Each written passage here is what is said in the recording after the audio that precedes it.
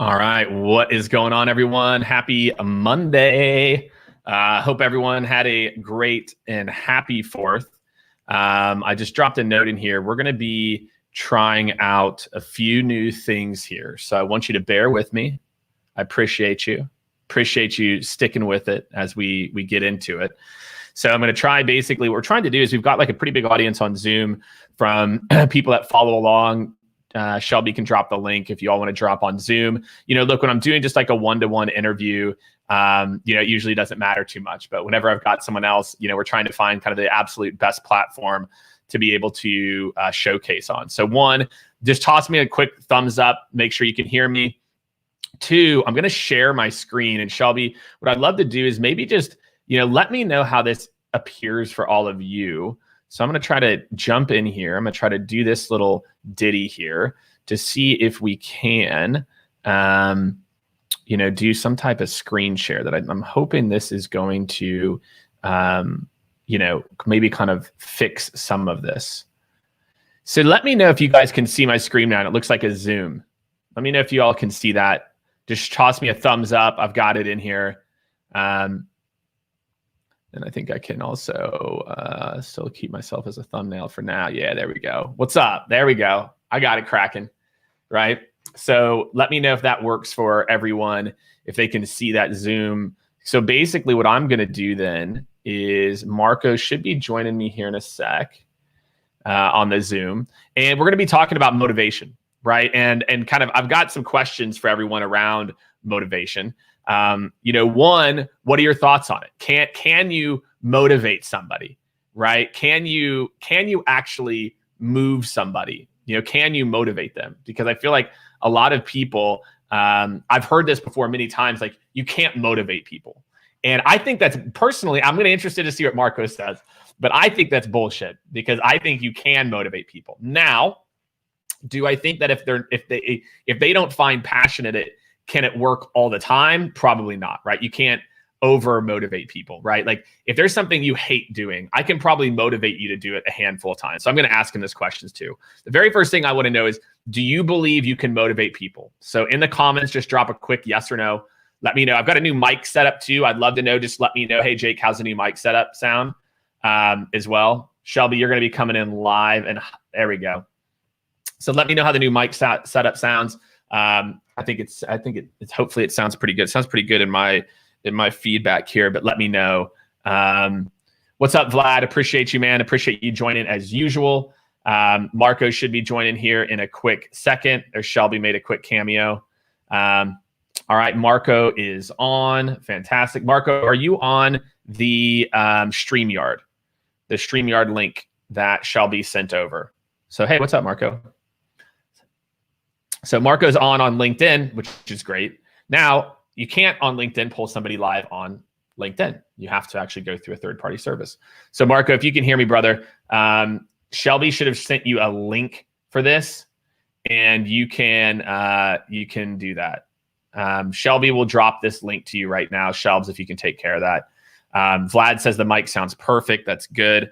It's interesting. Like we invested in like this fancy mic setup, and then we just then decided that we should, or actually, you know what? She should be sending you, I'm sorry, Marco, this is my bad. She should be sending you a link from Zoom, not from StreamYard. So Shelby, make sure to send him the link from Zoom because I'm going to try some new stuff here today. So again, we're talking motivation here. Nicole, we're glad that you just happened to jump in. We're happy to have you. Again, the question I want you to answer, and I'm asking for everyone to put, can you motivate people? Is it possible to motivate somebody? Is it possible to have them become more motivated? Or is it intrinsic? Or is there a breakdown that you see? Because I think this is a topic that a lot of people either have very, we'll call it like nervous reactions around, or are like, yes, I totally think I can motivate people. And then they reference coaches and stuff like that. So Marco, no fret, no worries, my man. We'll make sure that you have the link, the Zoom link. Get him the Zoom link.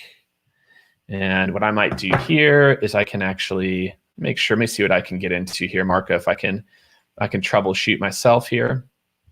Can't promise anything. That's why I have great people like Shelby and Ali Ray who take care of this stuff, so I don't. I'm not left to my own devices on this. So yeah, again, we're going to be taking all your questions around, motivation today. So start dropping some of those questions in there, Marco. All right, Marco, take a look at your email. I just sent you the link. I think you can join that link too. So you should be all set, my friend. Get back to LinkedIn. Make sure we're good there. Okay, great. So have you ever heard of Prochaska's readiness scale? Nicole, I have not. I have not heard of that. So, but you can feel free to let us know what it is. I wish, LinkedIn Live doesn't have the ability. Like, I can't just, all I really want is to bring you guys live. I want you to be able to ask your questions, pop in, pop out. Right now, like, I have to have you join a link. It's like a whole thing, but we are going to start to do that. So I really encourage all of you, keep tuning into these lives. We're starting to work out. So how LinkedIn Live works is actually a third-party technology. You kind of route through LinkedIn Live. For everyone joining on Zoom, let me make sure I let all my Zoom folks in. And then, so we've got people starting to roll in on the Zoom. Let's see, make sure that Marco is not one of those people. Great, and you'll be able to see Marco and I live on both platforms, assuming I don't mess this up, which is also likely. Not likely. I'd like to give myself some more credit than that, but it's possible that I could be the one that messes it up too.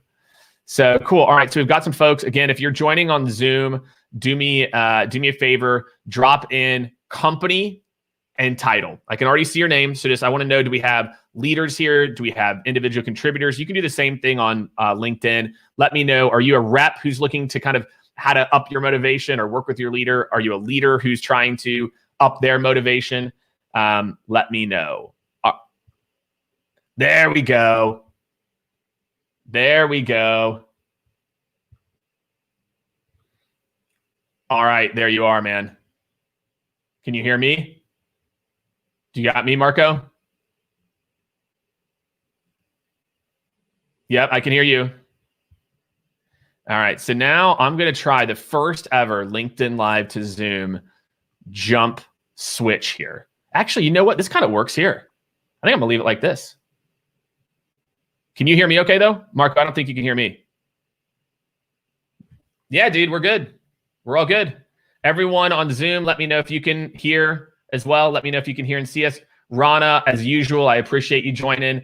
Again, if you're on Zoom, and even if you're on LinkedIn, what I want you to do, they can't hear Marco. So you can't hear Marco on LinkedIn Live. Just double check that. That's okay. We're trying something new, Marco, where I'm trying to coordinate between the two and get you like in a freeze screen, and try to figure out. That's my jam. I like coming up with new ways to like make things more difficult for myself. All right, so they can't hear Marco on LinkedIn Live. So let me try to figure out how to fix this. Let me think about this. Okay, so right now he's in I got it. Okay, I'm gonna take my headphones off. Should I just enter via LinkedIn? And then if you enter on LinkedIn, I can screen share on Zoom. Let's do that. Okay, so I'm gonna get off of this and go back. Well, actually, hold on. But before you do that, I'm gonna try one more. Let me try one more thing first before you do that. Okay. Okay. All right, all my LinkedIn folks, I'm gonna try this now. So Marco, can you talk real quick? Yes. Okay. Good to be with you, man. I'm sorry about the technical difficulties. Dude, don't be sorry at all. Jinx when it comes to technology.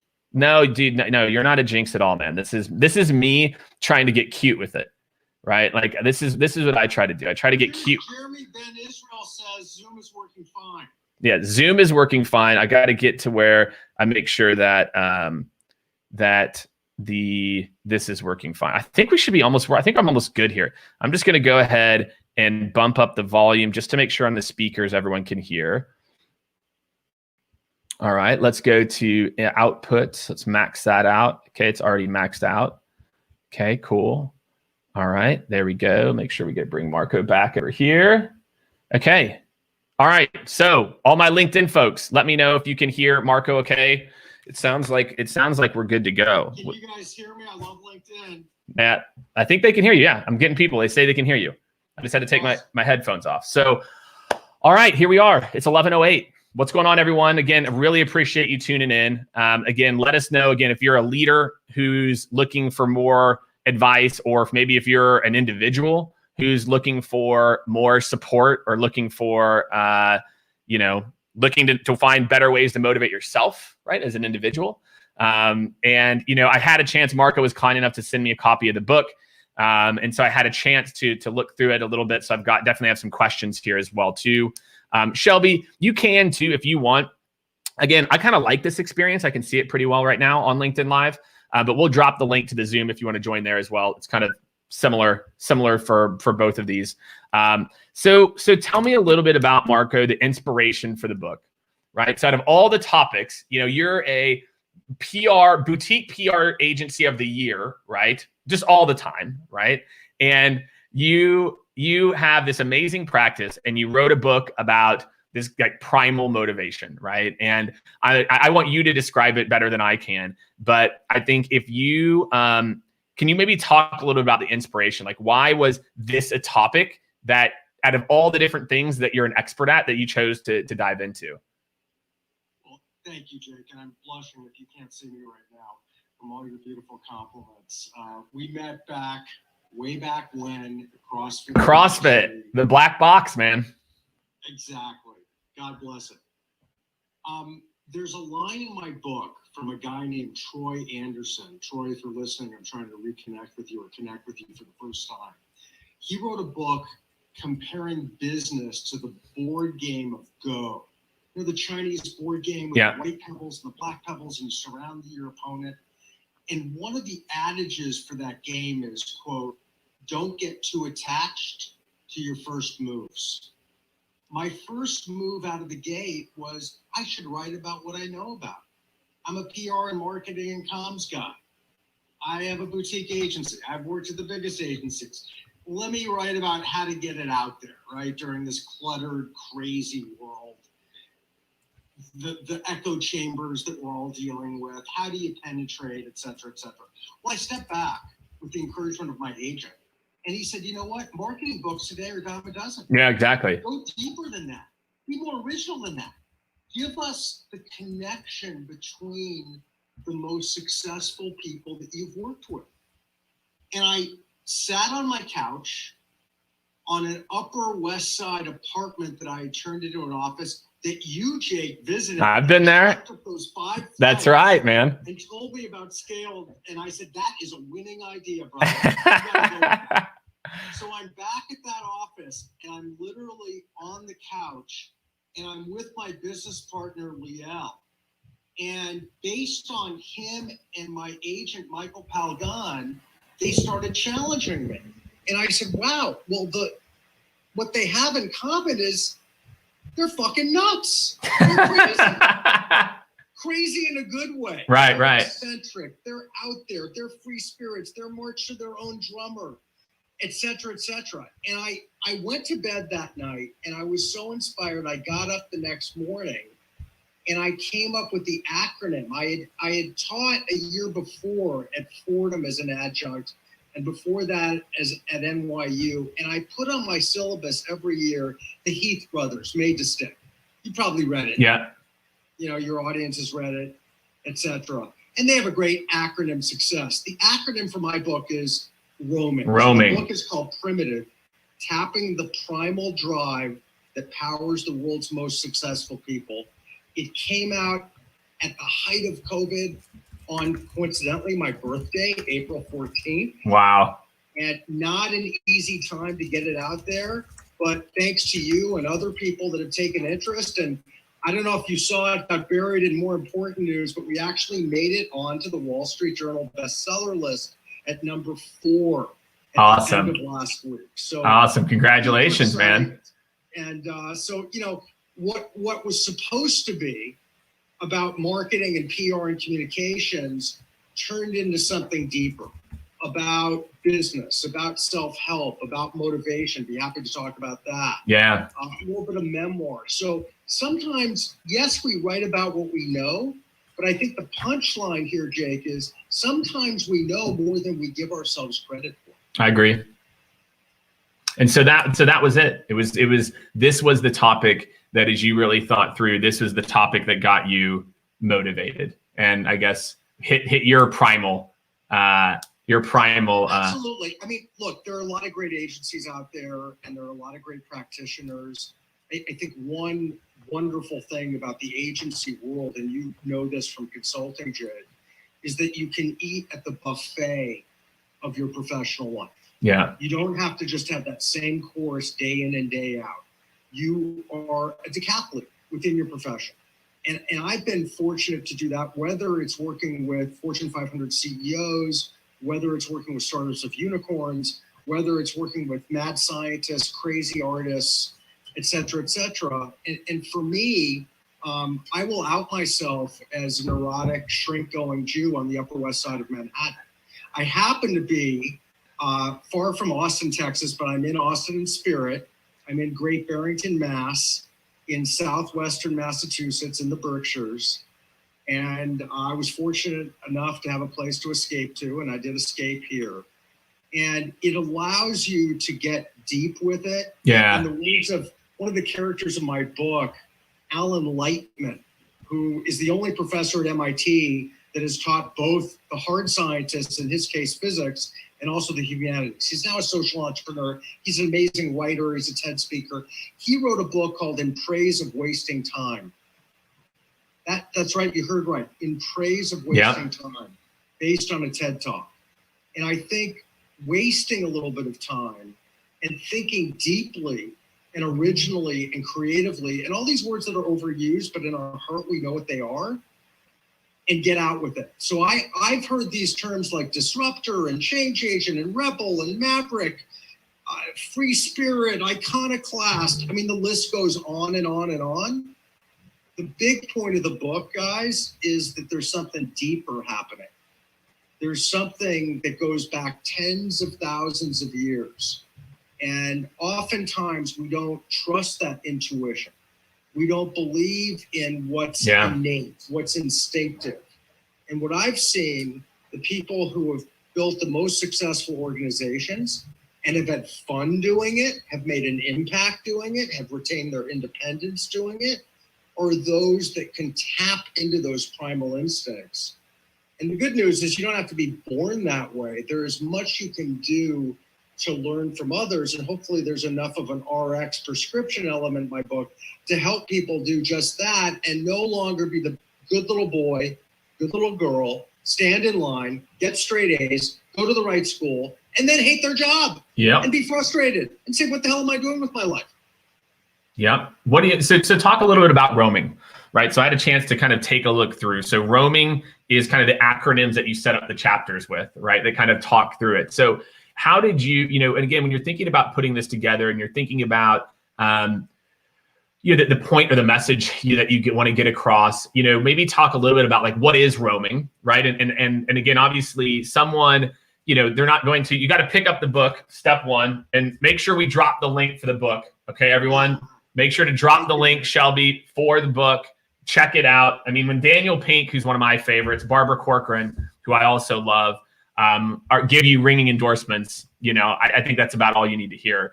And so tell me about roaming. Tell everyone about roaming and what that means. And humbled by their endorsements. And as I said, back to that couch on the Upper West Side, I got up the next day and literally, and it sounds proverbial, the back of an envelope, but yes, it was the back of an envelope. And I thought about a word that would convey both modernity, roaming, when we go to a new country, that's the first thing that we see on our cell phone screen, but also harken back to something ancient, something timeless, something that's been around forever. So I'll go through the acronym very quickly and I'll dispel some misnomers about some of the words in the acronym. So it's 7 steps. The first is R equals relentless. And for me, relentless is not just working hard. We know out there a lot of people that work hard and they end up being hamsters in the wheel. Yeah. I'm talking about people who know when to turn right, turn left, U-turn, or stop the car altogether and quit and get into a new vehicle. So want to talk more about that concept, and I have some examples around it. O is for oppositional. Having the courage to say, I zig when you zag. I respectfully disagree with that. I see it in a different perspective. Yep. We're taught to agree and say, great idea, Jake. Oh, great so idea, good. Great idea, Susie. Doesn't work. It doesn't work. And it gets people resentful, passive aggressive, etc. A is for agnostic. We learned that in CrossFit, right? It's Yep. not being wedded to any one device. It's not being wedded to any one exercise. The greatest people that I've worked with are those that could put on different hats within the organization and be the best salesperson, be the best product tech guy, be the best salesperson, marketing person, finance, et cetera, et cetera. We can do more than one thing. M is for messianic. Yes, that means seeing our work as our divine calling. It's more than just a job. It's more than just a career. I stands for insecure. That's right. You heard right. I'm not preaching the importance of having bravado and machismo and confidence, overconfidence. I'm saying actually a little bit of paranoia is going to do you good. And too many of us walk around with the phrase, it's all good. Right. Curiously enough, after the civil protests, after COVID, not everyone is walking around saying it's all good. No, it needs to get better. Yeah. It needs to improve. There's some things that are effed up here. N is for nuts, we talked about, and G is for gallon. You know, it's funny. The best way to describe gallon is this. I was walking downtown Great Barrington today, and I saw a Rotary Club plaque on the street in the sidewalk. Okay. And it said service above self. That's a logo that's been around probably for 100, 150 years. So Gallant is truly looking out for others, promoting others, advancing others, giving others the opportunity, and not just making it about all you. So that's roaming in a nutshell. Yes, our ancestors did it on the high plains. We can do it too in the office environment to take our career and our game to the next level. So I went ahead and typed it out for everyone in LinkedIn here. We'll drop it in Zoom as well. Again, if you all have questions for Marco, start dropping them in. I've got a few in here. Ryan Chisholm has already ordered your book, so we already have one official book sale. Marco, appreciate that. One book at a time. Ryan, you're the man. I appreciate it. Ryan's very active, always taking advantage of these, which is great, man. We appreciate you. Ron Plonis says make it 2. Let's try to make it at least 20 today, guys. Right? Let's try to make it at least 20, maybe 25. Let's see what we do here. Laura Hopkins had a pretty interesting maybe like summary of, I think, insecure. She called it like weaponizing anxiety. And she said, would love to talk about this. So maybe we can start there. I've got some questions, but Laura, I really like the way that you phrased that. So what do you think about that concept of weaponizing anxiety? Well, we say something very similar in the book about that. And I often tell my employees that anxiety is underrated. In other words, if you look at the research, there is a syndrome out there called the Dunning-Kruger effect.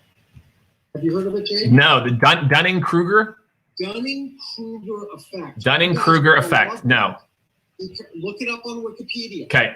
Founded by 2 psychologists about 20 years ago. They did research discovering that incompetent people actually think they're competent. Of course, yeah. Right? On the other side of the coin is the imposter syndrome. Hello, I'm an imposter. Meaning I have doubts about my abilities. I have fears. I have inhibitions.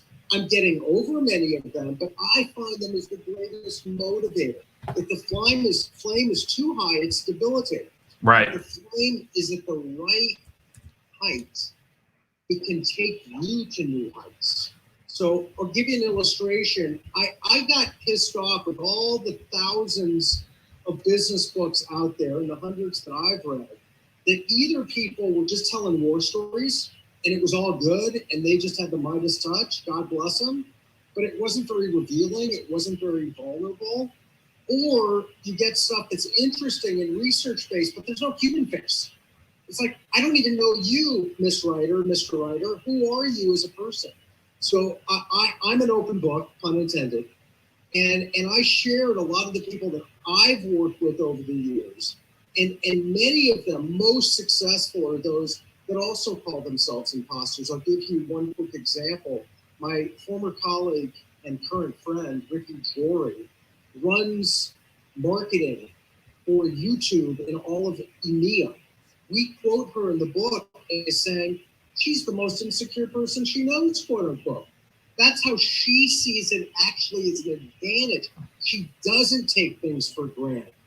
She doesn't walk around thinking it's going to be all good. She has a plan B, she has a plan C, she has a plan D, and she embraces it, right? I think the late Kobe Bryant also talked about that. He didn't go on the court thinking, hey, he's going to nail another 45 points, right? He used that doubt to fuel him to the next great achievement. And how do you feel people can start that? I'm just going to call it like the weaponizing process, right? I think for a lot of people, Marco, and people ask me, when we work with organizations about LinkedIn, right? And if they're in the B2B space, about how LinkedIn organic, and because face-to-face is gone, how else are you going to talk to your buyers, right? Like, and what a better platform than LinkedIn, where especially you're in B2B, you have so many of these people. And I think whether I talk to CEOs of companies that are unicorns, or I talk to sales reps, I think it's that getting that those first inclinations of how to weaponize the anxiety, for how to get over imposter, and a lot of what we see is like, if we can get the flywheel started, right, with a lot of these people, if we can help with the content, get you in a rhythm, that after 2 or 3 weeks, it kind of, with the right person, it takes off. But how, if you're sitting there by yourself and you don't have an agency or somebody you're working with to help to motivate you, how do you, like, what are the first steps to thinking about this concept of weaponizing anxiety? And not, because I don't think those are the types of people usually then go too far. Maybe sometimes they are. But what, have you seen anything when you analyze the book? Have you seen anything that was common, or did you see any type of like, I made this step, or maybe even your own personal life, to where you saw people that were able to make that first leap? Right. Well, let's just be clear, first of all. When we say weaponize anxiety, we're not saying it that we're making it your absolute defining feature. We're all complex individuals bringing different characteristics, different skill sets to the table. But we've often been told what we should and what we must do. And you might remember this, Jake, from a very well-known late psychologist that I quote, Albert Ellis, who says we should stop shoulding on ourselves. We should stop the mustibation, the masturbatory thinking, because it leaves you in a corner. So if you're like a sales guy, and he does talk about salespeople in his book, it's like a sales guy that he was working with said, I must hit 2 million in sales. Well, he didn't reach his mark. So the guy was depressed. Instead, the approach is, it would be nice if I reach 2 million, but if I don't reach 2 million, that's okay too. I will continue to persevere. So back to your question, I think it starts with that which is most primitive, pure, and natural. And for those that are just tuning in now, I'm reclaiming the word. I mean it in the most positive sense. Yeah. I mean it in terms of nature, and in terms of animals, and in terms of, thankfully my dogs have been quiet, but they might start barking soon. So I just want to give that as a Children are primitive. Children ask questions. So in terms of how to do this, rather than being silent at the end of a conference call, rather than saying it's all good and let's move on to the next agenda, it's the ability to question. One of the pieces of research that I most like that came out of HBS is that kids, we're talking kids 5, 6, even younger, ask. Marco, something you did, you hit your microphone or something. Oh. Do you hear me? Yeah, you're back. Okay. When they become teenagers, it goes to only a couple questions a day. They've had that spirit inculcated out of them, if I'm using my English correctly. I'm sorry. I'm not the guy to ask. You've already used 2 or 3 words where I'm like, I'm just going to trust that those fit. Exactly. So I didn't use it right, but I used it half credit. My wife was on, who's a real grammarian. She said, come on, you went to Columbia University, you don't even know that word, you don't even know how to use it. But basically, guys, we've been trained to think a certain way. That's right. And if you look at the uber primitives out there, whether it's Ariana Huffington, whether it's Oprah Winfrey, whether it's Mark Benioff, who we talk about in our book. We also talk about Ariana, who I had the pleasure to meet a couple of times and work with her team on several projects. Whether we talk about Elon Musk, who is the uber primitive, right? Totally marches to his own drum. If you remember that roaming, the relentless, oppositional, agnostic, messianic, insecure, nuts, and gallant, he does it all. He gets checks in all those boxes. So if we're not inclined that way, I think the best thing to do is go through that acronym. Of course, read the book will help, but go through the acronym and say, where can I make a difference? I'll give an illustration. My sister, who's unfortunately I don't think watching, but she is, Laura, I love you. She's in Brentwood, California, spent the 4th in Santa Barbara. She's one of the most civilized people I know. Yes, it's a yin-yang. We haven't talked about that, Jake, but I want to introduce also the other archetype, which is civilized, that a lot of us might be. I'm a bit of a mud. I'm not an uber primitive. I'm somewhere in the middle, although a skew primitive. And are you hearing me okay? Yeah. Okay, great. So it's I worked with her and I said, look, what can you be more gallant about today? What can you do to put the interests of a cause or an organization or a charity or a person looking for a job ahead of what you might be thinking should be your objectives today? The same thing goes for being a little bit nuts. So many people are so risk averse. They're so scared to take that risk. But not only do you have to put the ball up in the air, as we say in football, to really score touchdowns. Yeah, you can keep it on the ground, but you got to put the ball in the air. You also have to call audibles on the line. You also have to be willing to make changes. When things are not working, you need to change. So again, rather than just doing as what we're told to do and just checking in and checking out of work, the truly successful people take it personally. They do have a little chip on their shoulder, right? They do. They have been told they didn't go to the right schools. Look at you kicking ass, Jake. Missouri State. That's right. Go Bears. Exactly. And that's the point. We're told that you got to go to an Ivy League. That's right. We're told you have to score a certain amount on the SAT and GRE and GMAT and all that crap. But I'll tell you, the people who work for me, so I signed their check, every single one of them got a higher score on the SAT than I did. I guarantee you. Yeah. So that's what I mean by embracing the insecurity and saying, look, I might not be the tech wizard. I could barely figure out how to get on your Zoom call, but I'm strong in other areas. So it's doing that assets and liabilities and not overcoming this is one thing I want to be oppositional with you about. Yeah. Not overcoming our insecurity, but owning it as part of ourself, right? Right. We also have great other skills, but it's part of our mosaic, and we can actually use it as jet fuel to skyrocket in our careers. How do you, and so is the advice to own it and just take the first step? Like start to, or I guess listen to what your body is telling you to speak up, to say something. Is that a core of this, Marco? Like that concept of you already know what you and it's like you're that's just a big part of it. Yeah. Like one of the people we talk about in the book is Kirk McDonald, who is one of the highest ranking executives at AT&T. Came from a poor background. His parents were immigrants from Jamaica, goes to CCNY, City College of New York. He has to drop out because he doesn't have enough money. He starts from the bottom in the tech and media industry, rose all the way up to be head of Time Warner.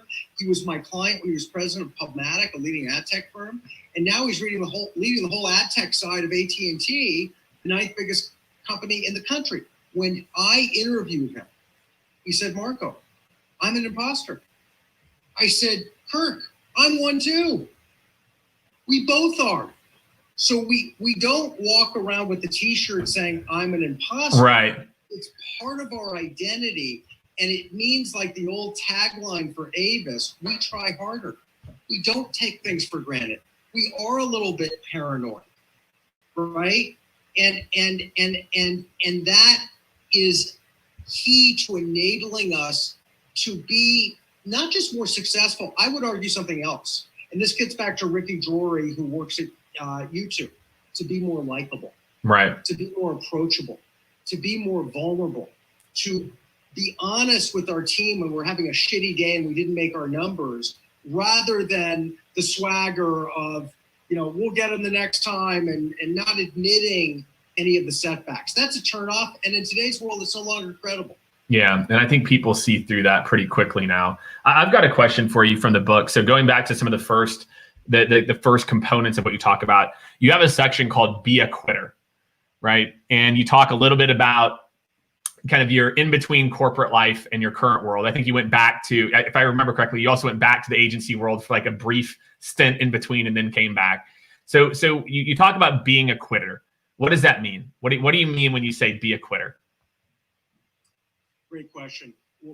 We all grew up, or most of us grew up, with the adage, never quit. Quitters never quit. If you're a quitter, you're never going to win. Help me out on that adage. Winners never quit. Quitters never win. That's it. Yeah. Guess what? It's not true. Some of the greatest people out there in the business world have quit multiple times. When they realize it's not working, when they realize they're pounding their head against their wall, they step back and they say, what's a different direction that I can take? I've done it in my own career, but I've also seen others do it and be inspired by them. You mentioned working with unicorns, and like you, I've had the good fortune to do that. One is Datto in Connecticut, the state's only unicorn. And I was introduced to the founder of the company, Austin McCord, when he was still in his late 20s. I was with him the day that he sold the company at 32 to Robert F. Smith for north of $1.5 billion.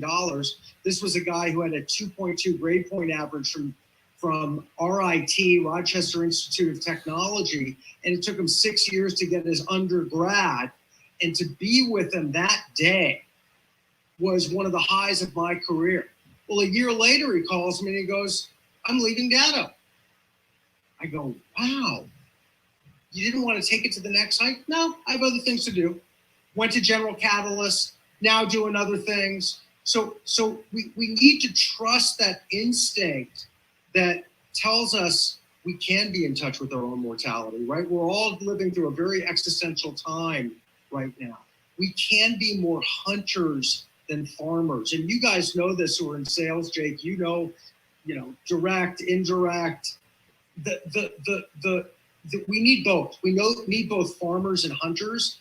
In my lexicon of primitive, I'm urging people to be more hunters, to go out there and practice roaming, to take some risks, not just to wait until someone else kills that big bad beast and, takes it back to the village, but rather to go out yourself and leap forward in your own career and for your organization.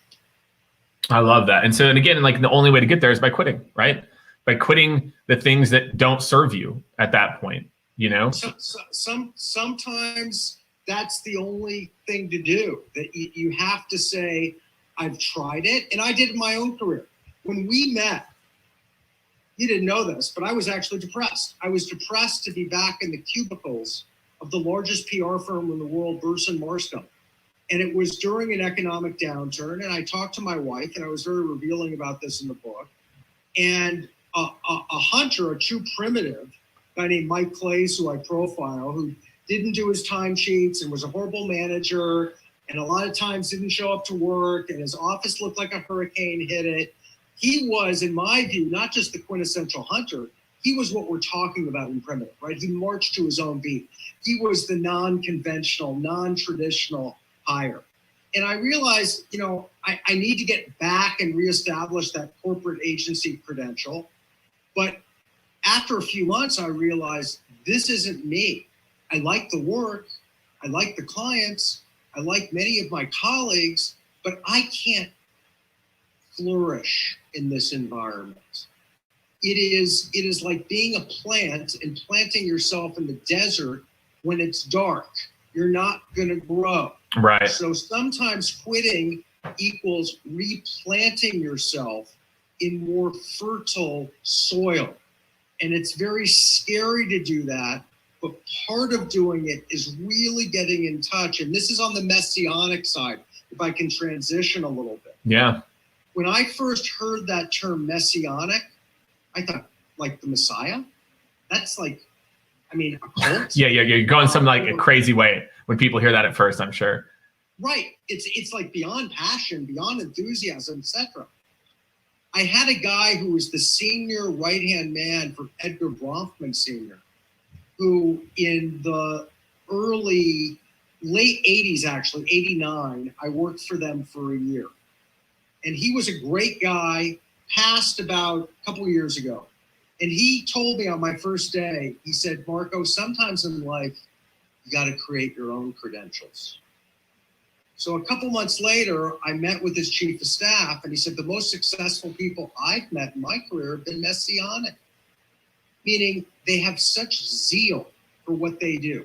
Mm-hmm. They have such divine purpose that sometimes they can be off-putting. Sometimes they can be exasperating. Sometimes they can be exhausting, right?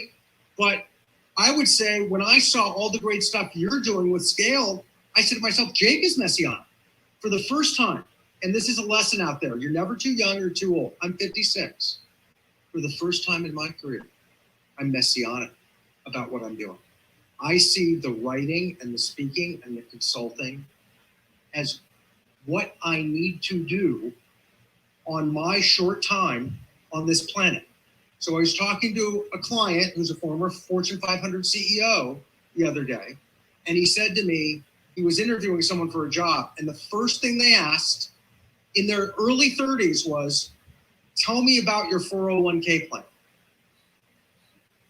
And it's like, put that in the list of turnoffs during an interview. Yeah. That's question one. Nothing says like keep listening to anything. How many vacation days I get? Right? That shows such risk aversion. Yeah.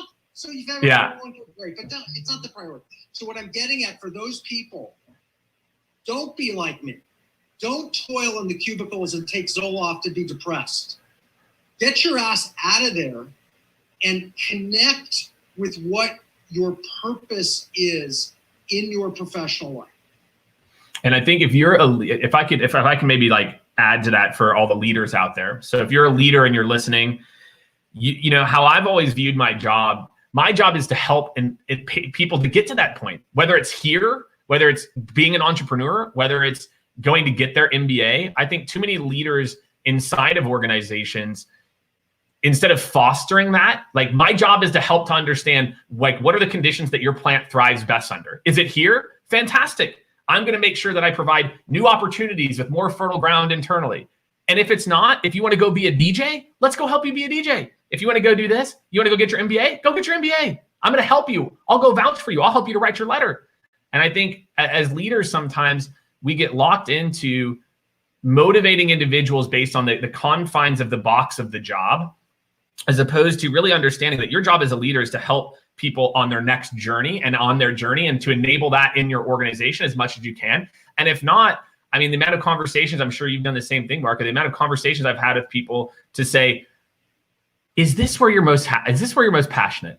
You know, and just giving them that free rein to say like, well, like, yeah. And if you hear that, leaders, that means no, right? Like that's my primitive instinct saying like, this person's not happy and motivated.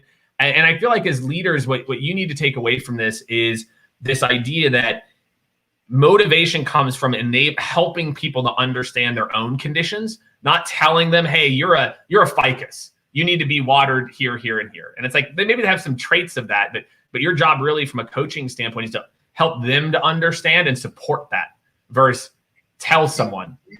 Yeah, God bless you, man. You were so right.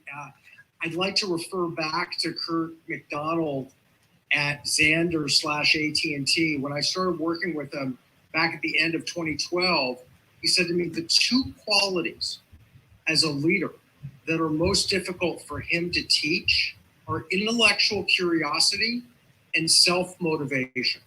The good news is, though, and Kirk has helped me do this, is with your workforce, to be curious about them, to figure out what comes easily for them as opposed to what is difficult, and focus on what comes easy, and to help them shine, and to have honest conversations about them. What turns you on, what turns you off? Because what's happening is we're all going crazy in the bad sense of the word, not the good sense of the word, stuck in our silos. And so many of us are hired just because of domain expertise.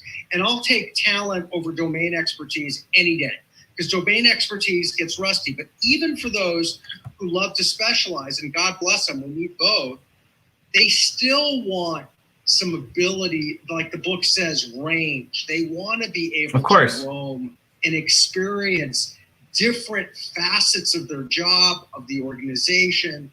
So, people talk about breaking down silos. People talk about thinking outside the box. I could go on with cliches. Spare me, I won't do it. But the reason they're cliches is that it's hitting at something. There's an essence there. There's a hunger there for something different.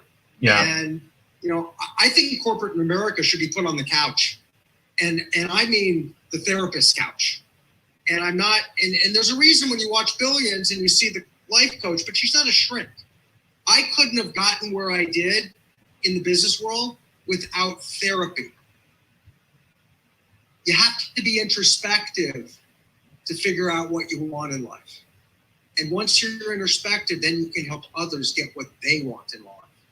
I want to build on this a little bit. And then I want to make sure I want to talk about the concept of slaying dragons too, which is something else you talk about that, because I think that's just a different mindset too. And one of the questions we got is, how do you be Masonic, which I think is also an interesting one. So maybe we can do that. What I also want to challenge people listening to this conversation is, yes, we're talking about leadership in corporate America, providing these opportunities to help to see and give you new fertile ground. But I also feel like a lot of people, the reason that they hop from job to job is they also don't, and maybe it's that introspection part, Marco, is that they also don't try to explore opportunities in the companies they're at. They just assume. I think a lot of people feel like they just assume that because this is their job, this is the lot they've been given. And I feel like the skill of managing up and being able to talk to your leader and just proactively saying, look, I'm not super pumped. I like this stuff. I'm not here. What can we do? And I feel like the amount of people that don't realize in quite a few organizations, I don't know what the percent would be, but I'm going to say it's at least 50% of organizations.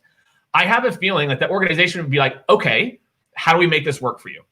And I feel like so many people leave jobs because, they're just like, well, I guess I'm sitting out here in the desert growing like this. This is how it's going to be.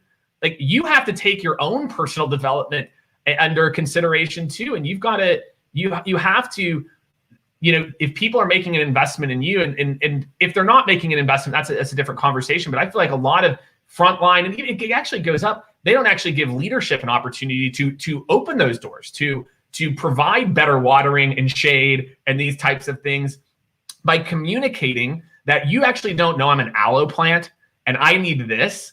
And I feel like that would be kind of my challenge to everyone, that before you make that move and you're so certain, give your organization an opportunity to have a dialogue about what you need, what makes you happy. And I feel like so many people are just shocked. They're like, I wish I would have had this conversation 6 months ago. So and they see the organization as this amorphous body, this institution. The organizations are made up of human beings. Just like people try to game job boards and they say the algorithm, the AI, at the end of the day, AI doesn't hire people, or machine learning doesn't hire people. People hire people. Yeah. With your boss, be able to tell her or him or however they identify themselves as where you can make the most contribution to the company. Do the research on LinkedIn, show that you know something about them. You know, bosses are human too. I think the adage flattery will get you everywhere is no longer, you know, appropriate and in vogue, but showing interest, showing that you're interested, that you're interesting, that there are other ways that you can make an impact. And so much of that starts with your mindset. I was in Panama in mid-January with an old friend, happens to be in one of the 12-step programs. Another reason, guys, sometimes read less business books and read about more introspection, philosophy, and psychology, and religion, et cetera, et cetera. But there's a line in 12-step programs, there are no victims, only volunteers. Now, that statement might rub people the wrong way, and I don't mean it to apply across. Of course. But think about when you're seeing yourself as a victim rather than changing your situation. Sometimes it's quitting, but sometimes it's going to your supervisor and say, hey, I have an idea for a new project, or I think here's a plan to get more clients, or, you know, I'm actually an English major and love to write. I'd like to help on the marketing side rather than just being in sales. So people have to own their own career. They have to own their strengths, but they have to own their weaknesses too. And that's what I mean by the insecurity. Back to slaying your dragons. Dr. Kevin Tracy, he wants to slay the biggest dragons out there of some of the most daunting diseases and illnesses. He's a neurosurgeon who's become a neuroscientist. There's another incredible scientist that I'm missing a conference call with right now to talk to you. That's Dr. Ali Rezai. He wants to cure everything from Parkinson's to Alzheimer's to addiction to COVID-19, okay? They have a singular purpose. They wake up with the notion of what they need to do. I think you and I have that zeal for what we do. Not everyone is as maybe energetic as we are. Some people can be more parasympathetic, more chilled, and sympathetic fight or flight. I'm more on the fight or flight side. That's why I wrote a book called Primitive, right? But we got to own it all. So back to you, but I hope that helps, that even if you're civilized, and civilized people are hierarchical, they're occupational, they're measured, they're insulated, they're non-confrontational, they're grounded.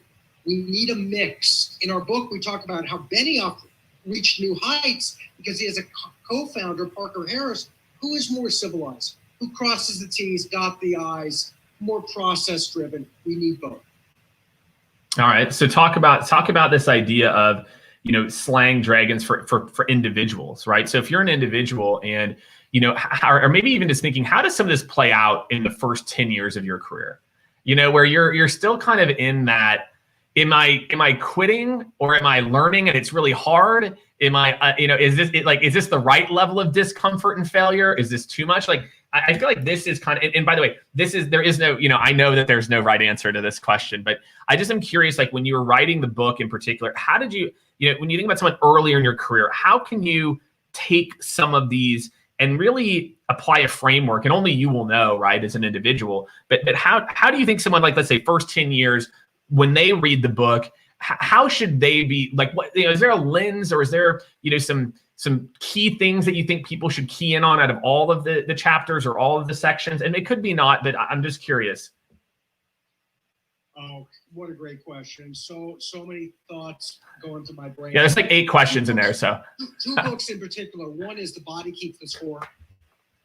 It's about trauma, but it applies here. Listen to yourself before you listen to that professor, before you listen to mom and dad, before you listen to uncle, before you listen to boyfriend, girlfriend. In other words, what speaks to you on a spiritual, physical, mental level? More the primitive brain than the cerebral brain. We have both, right? What does the instinct say? What was my instinct when I started my career? Well, I talked about the Bronfman family. Out of Columbia University, I worked for the World Jewish Congress. Now, if my dad was civilized, and he wasn't, he was primitive, but if he was civilized, he would say, son, what are you doing with that degree? You're working for a friggin' nonprofit. You're not going to be able to support yourself. This isn't going to lead to anything. This is a dead end. No, he recognized that at the time, that was my passion. Now, passions and interests can change, but guys that are starting out, start what speaks to your soul. Start with what comes naturally and organically. You know, my son was rejected from most schools that he applied to, and he's starting college, but he's going to be one of the most successful business people out there. He marches to his own drum. He's an uber primitive, and he has always been fascinated with the stock market. So he took his bar mitzvah money and invested in Tesla back in 2014. He gets on Zillow and looks at real estate. Not everyone has to follow the straight and narrow path. Please, young people, give yourself the opportunity to be a little more nuts, to be a little bit more wild, to run. I love that. Because what happens when you don't? Read another book, very different book, called Excellent Sheep, written by a Yale professor, came out a few years ago. It's basically the fact that higher education is doing our young people a disservice. They tell them to be physicists and poets. My wife will say, I'm not enunciating, so I'll enunciate. But we actually want them to be big three consultants. That's what they're told. So too many people have put the idealism, the fire of idealism, they've taken a hose and they've extinguished that at a tragically young age when they should be more nuts, they should be more aspirational, and good things will happen. Trust yourself, work hard, the universe will take care of the rest, and tell people what you want. Do you know, Jake, this is the first time I've engaged in sales in my whole career selling this book. But still, you're doing it your way, though. But here's the thing. I learned from Jack Mitchell, hug your customer, like Barbara Corcoran. Yeah. Less known, but hug your customer is amazing. And when I said, Jack, give me some advice about marketing the book, he said, Marco, I want you to go to your clients and say, I need your support. I need your help. I'm asking for your assistance. I'm asking you to make a buy. And that kind of direct approach was foreign to me. I was always used to referrals, the phone comes, the email, the tweet, the text. But sometimes people, you got to go out there and, in the words of another book by Gary Spence, the famous old cowboy lawyer, you got to tell people what you want. Tell people what you want. How do you balance? Last thing I'm gonna throw at you here. Melissa Davis threw this out, and then we've got to wrap. Is, how do you balance the listening to your inner voice versus listening to people who've been there and done it? And I think that is something for, again, you're talking, about listen to your voice, etc. Listen to this, don't listen to your parents, and you balance it. There's no right or wrong way, and each situation is different, right? But do you feel like there's a framework about, and again, because this book is all about listening, right, to that primitive, that how do you think about processing the external, or is it you just treat it all as different data? Like, how do you think about that? Because I think it's a good spot to end. It's a perfect spot to end. It's a crucial distinction, and my bad for not making it earlier. You want to talk to others. You want to, yes, walk and chew gum, right? We can do two different things at once. You can listen to yourself, but rather than just listening to people, you have to do two things. You have to seek out the right people who you emulate, people who have done interesting things, people who you can learn from, like the conversation I had 30 years ago at the beginning of my career, where the guy told me that truly successful people are messianic. Don't just listen to them, interview them. Be like a journalist, be a reporter. Get into their story, figure out what they were good at, not good at. When I did that in the comms world, I started realizing, wow, a lot of the same weaknesses. These people didn't do well in math, they're not overly technical, but they like to talk, they like to write, they can deal with a crisis situation. In fact, they get off on it. Yeah. So not enough people are interviewing others, not just for a job, but in that journalistic sense of really tell me what it's like out there. But we've stopped asking questions. We're all, we're doing what we should do and we must do rather than we want to do. So yes, I'm not telling you ignore your parents, listen to them, interview them, and a host of others. But at the end of the day, first listen to yourself.